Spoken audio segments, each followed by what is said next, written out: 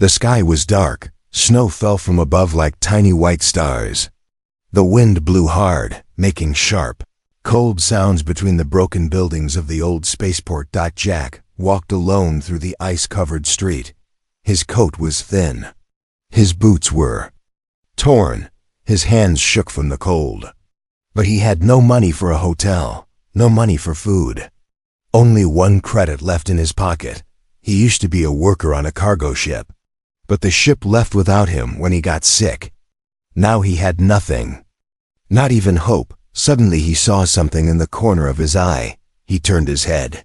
There, under a broken metal shelter, sat a small alien woman.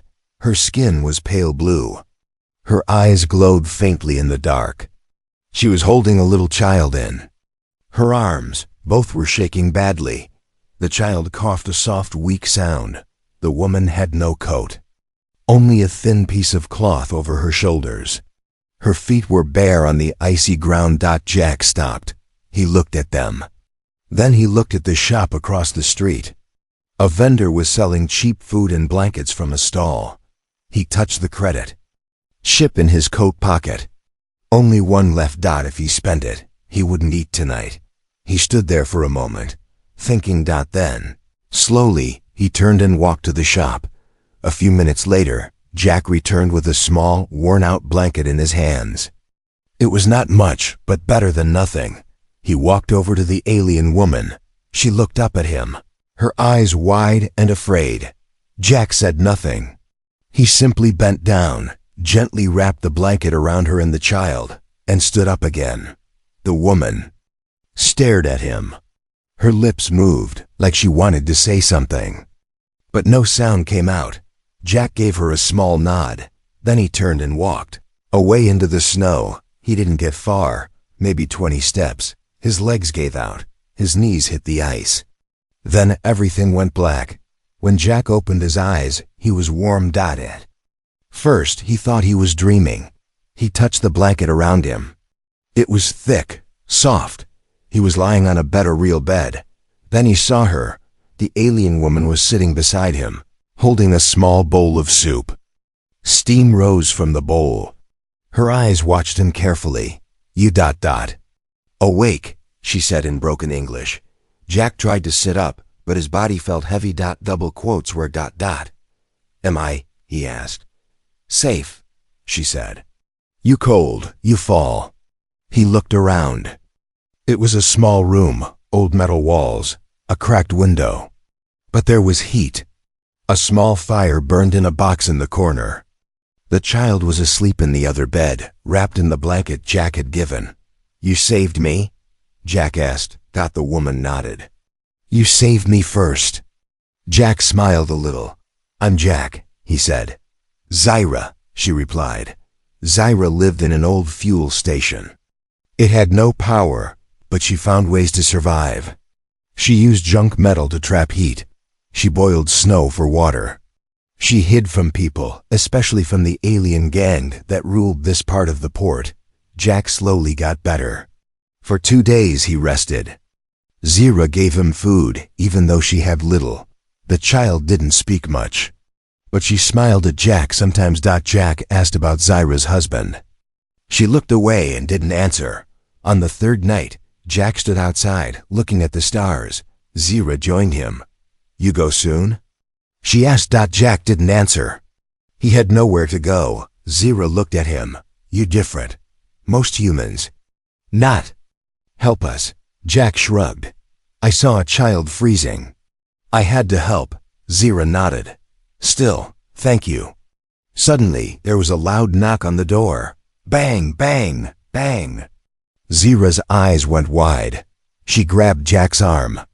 Hide, she whispered. Jack ducked behind an old crate. The door opened. 3 tall aliens stood outside. Their faces were rough, their clothes dirty. One of them had a tattoo on his neck, a red snake. A gang mark. You again, said the tallest.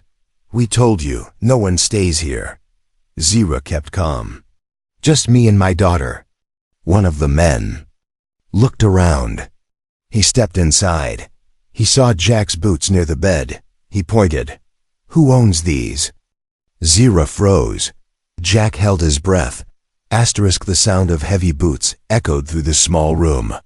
Jack held his breath as one of the alien men stepped closer, eyes fixed on the pair of human boots near the bed. Zira stood in front of him, trying to block his view, her hands shaking at her sides. "Who's here?" the alien asked, voice low and sharp. His eyes narrowed. "No one," Zira replied, her voice flat. "The boots." Old, from before. The alien looked at her for a long second.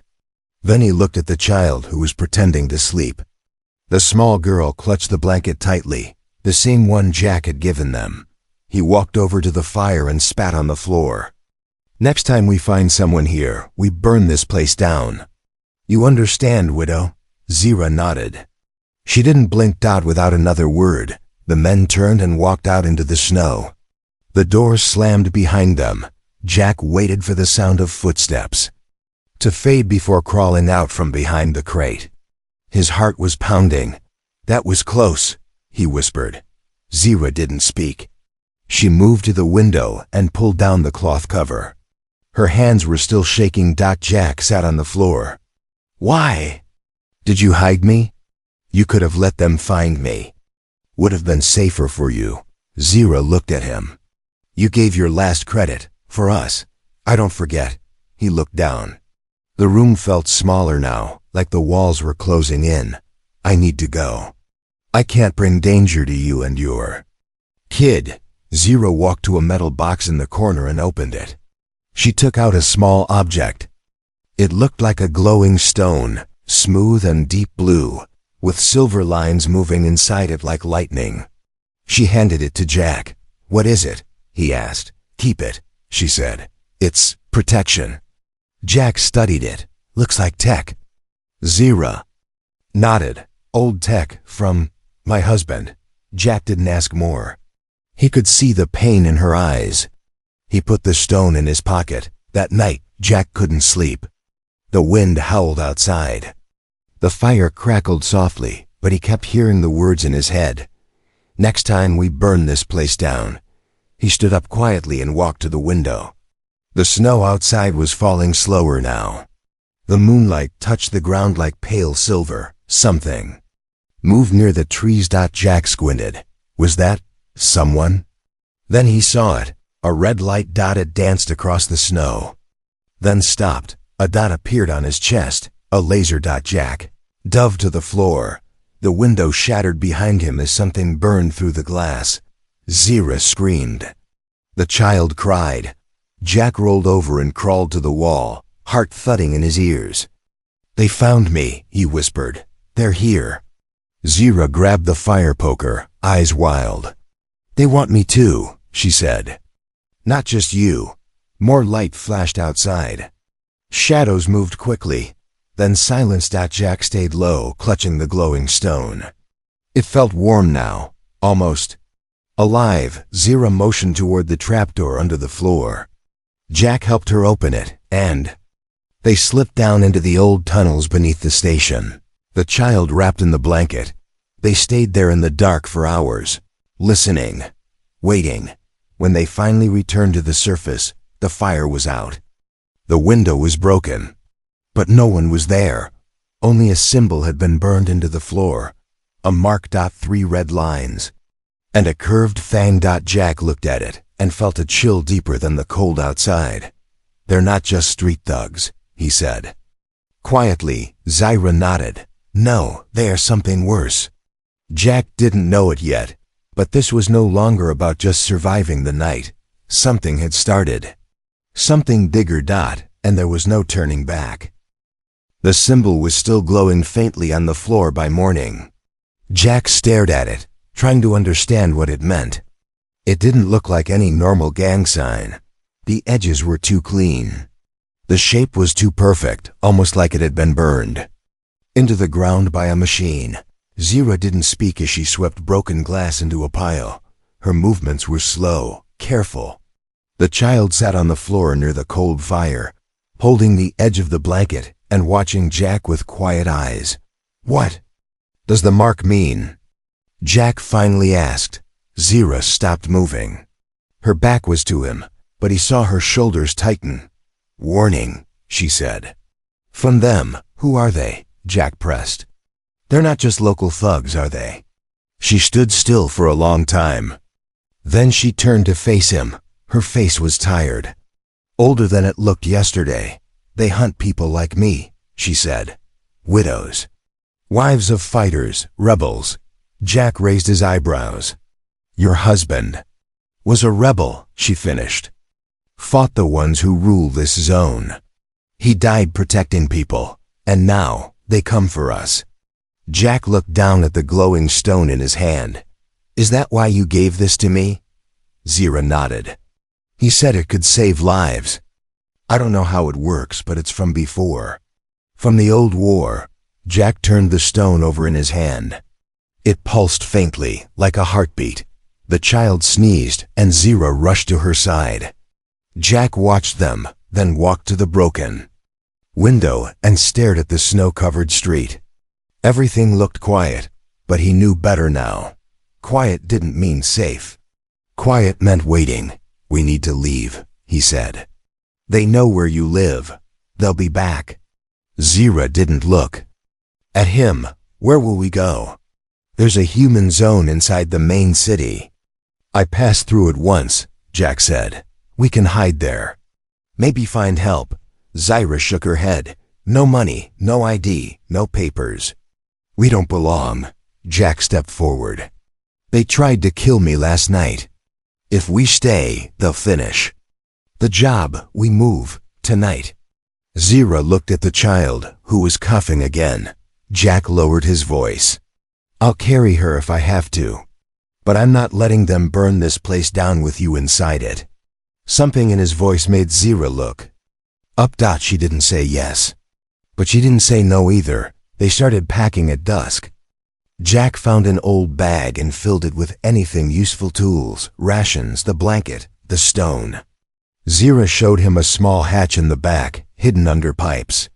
It led to a narrow path behind the fuel station, and from there, to the train tunnels that ran under the old city. "We take tunnels," Zira said.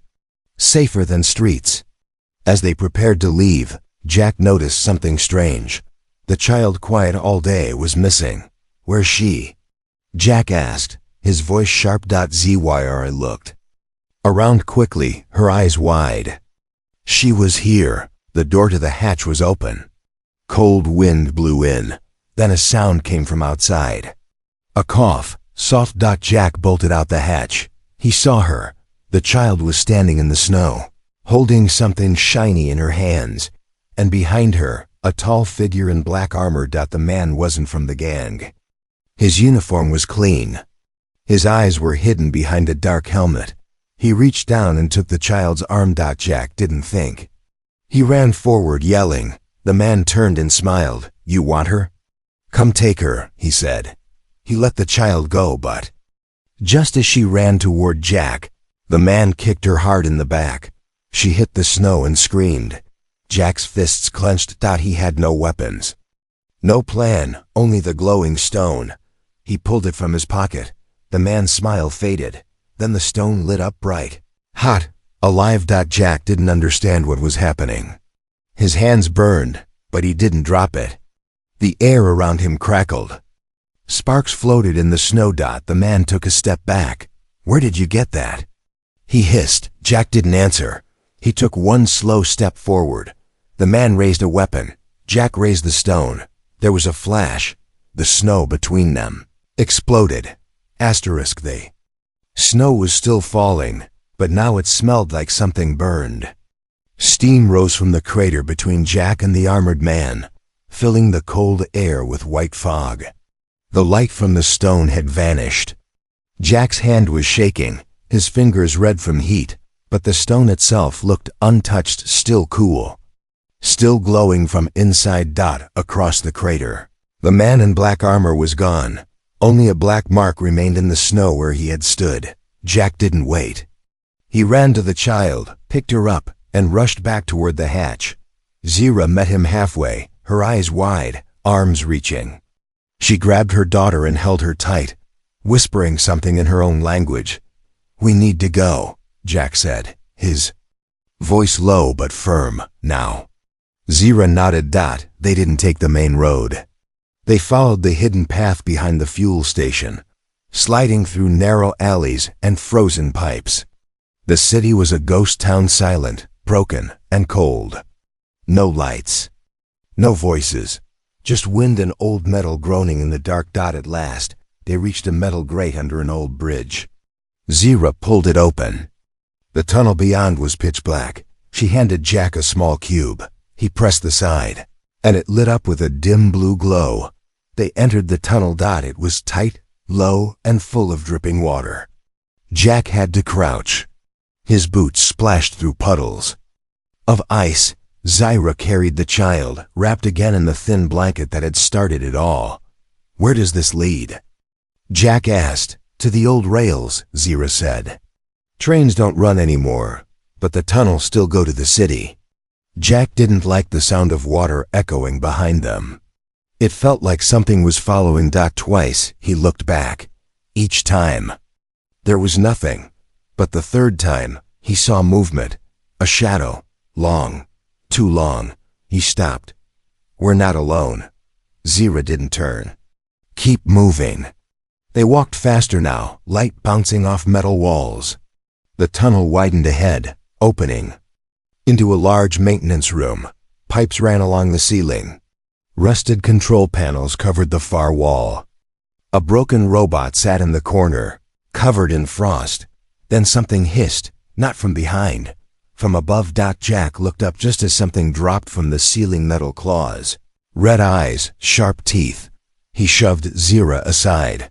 The creature landed where she had stood. It wasn't a gang member. It was a hunter drone. Old war tech. Still active. Zira screamed. The child cried. Jack didn't think. He pulled out the stone again. Nothing happened. No light. No heat. The drone turned toward him, scanning. Jack raised the stone higher. Still nothing. The drone charged. Jack grabbed a loose pipe from the floor and swung with all his strength. It hit the drone's head, but the metal dented the pipe, not the machine. The drone struck back, knocking Jack to the ground. Zira yelled something and threw a rock at the drone. It didn't even notice. Then the child, small and quiet, pulled the blanket off her shoulders and placed it on Jack's chest. The stone lit up again, bright, blinding. The drone screamed a high-pitched mechanical sound as sparks burst from its body. It fell back, shaking. Jack stood up slowly, still glowing. He didn't know why the blanket had mattered. He didn't know why the stone needed it. But the drone didn't attack again. It turned and crawled up the wall like a spider, vanishing into the pipes above. Jack dropped the pipe and looked at Zira. She was crying. Not from fear. From something else. "My husband," she whispered. He said, "The stone listens. It responds to kindness." Jack looked down at the child's blanket, now glowing with light. They weren't just running anymore. They were being hunted. But now, they had something more than just fear. They had something that listened. And maybe, just maybe, it would protect them again. The child's blanket was still glowing faintly when they stepped into the abandoned station, deep beneath the city. Jack held the light high, watching the shadows stretch along the old walls. The tracks were cracked and covered in frost. A frozen skeleton of a train rested to the side like a giant metal beast that had starved in the dark. No footsteps followed behind. No hissing drones above. But Jack didn't feel safe. Zira sat down on a crate and pulled her daughter close. Her face was pale, lips trembling not from cold, but from memory. "She wasn't supposed to touch the stone," she whispered. "It could have hurt her." Jack shook his head. "It didn't. It saved us." He turned the stone in his hand, now warm and still, not glowing anymore. Just a quiet piece of alien tech with secrets buried inside. "She showed kindness," he said. "Maybe that's what woke it up." Zira didn't answer. Her eyes were fixed on the glowing lines of the old train map above the station doors. The city was close now, Just a few more tunnels. But close didn't mean safe. Jack opened a supply crate someone had left behind, old food rations, broken tools, a cracked datapad. He pressed a button. It sparked once, then flickered to life. A news report, 2 weeks old. "Rebel activity increasing in outer zones," said a mechanical voice. "Unregistered aliens and humans working together. Kill orders issued." He turned it off. Zyra stood up. "We move soon. Can't rest long." But as they prepared to leave, they heard a sound that stopped all movement. A laugh, not close, not far, but loud enough to echo. Jack raised his hand, motioning for silence. Another laugh came, then a voice. "You really thought the tunnels would hide you?" Jack pulled Zyra behind a wall and looked out through a crack. A man was walking down the rails, not armored, not in uniform, just a scarf, gloves, and a thick coat. But Jack knew him. It was the gang leader, the one with the red snake tattoo. But he wasn't alone. Behind him came others. At least 6, armed, calm, like they weren't in a rush, like they already knew where Jack and Zyra were hiding. "Come out," the gang leader said, his voice mocking. "I don't want to shoot the kid, but I will." Zyra clenched her fists. Jack touched the stone, still cold, not working. The gang leader kept walking. "You've got something we want. That stone. And that woman." Jack stood up slowly. "You're not getting either." The man laughed again. "The hero returns."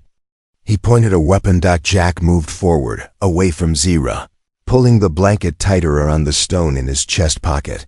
"Let them go," Jack said. "I'm the one you're here for." The leader took another step. "No, I'm here for all of you." A shot rang out. Not from the gang, from somewhere above. One of the men dropped instantly, his weapon clattering against the tracks. Then a voice from the shadows. "You picked the wrong tunnel." More shots. Quick, sharp. The gang scattered. From behind a broken pillar, 3 figures stepped out, alien rebels, dressed in scrap armor and scarves, carrying homemade rifles and old Earth gear. One of them pointed to Jack. "Come with us if you want to live." Jack didn't hesitate. He grabbed Zyra and the child and ran with the rebels into the darkness, leaving the gang and the gunfire behind. They ran through tunnels lit only by emergency lights, past old signs, past dead robots, into a safe zone no one had seen in years. When they reached the hideout, Jack finally breathed. It was real. A rebel camp. Old, hidden, deep underground. Zyra recognized one of the fighters. They embraced without words. Jack looked around at the others, different species, different ages. All of them broken, hunted, and angry. They stared at him. At the human with the glowing stone. Zyra turned to Jack. "They know who you are now." Jack frowned. "Who do they think I am?" She touched his chest gently, where the stone was warm. "Again, the one my husband saw in a dream," she said. "A human who would carry the fire." Jack didn't understand, but the stone did, because it started glowing again, and this time, it spoke. The stone spoke in a voice that was not a voice, more like a whisper inside Jack's mind. Not loud, not clear, but it said his name slowly. Twice, as if it already knew him. Jack dropped it in shock, but the stone didn't fall. It floated in the air, glowing bright blue, spinning slowly, casting light across every face in the rebel camp. Everyone stopped what they were doing. Even the youngest child stared at it like it was alive. Then the stone projected something. A small image in the air, flickering, unstable, but real. A man appeared, not human. Tall, armored, with Zyra's same pale blue skin. His face was scarred, eyes sharp. Zyra gasped. It was him. Her husband. The projection began to speak. The voice came through the air now, deep and calm. "If you are seeing this," the image said, "then I am dead. And you are in danger." Zyra stepped forward, her lips trembling. "This message is for my wife. And for the human who stands with her, Jack froze. He will come, the recording continued. He will not look like a warrior. He will not be strong, but he will choose kindness. He will spend his last coin to save a life, and that life will save him back. No one moved. No one spoke. The image turned to look directly at Jack, though it had been recorded long ago. You human. You carry the fire now. That stone is not a weapon, it's a key. It opens more than doors. The image faded. The stone dropped into Jack's palm, now cool again. Heavy with meaning. The rebels gathered around him. Murmurs passed through the group. One of them stepped forward, an older woman with sharp eyes. You are the one, she said. The spark we waited for. Jack shook his head. I'm not a leader. I'm just me. But you stayed, Zira said softly. When you could have walked away, a younger rebel pointed to the map on the wall. We have one chance. The gangs, the drones, they're just tools.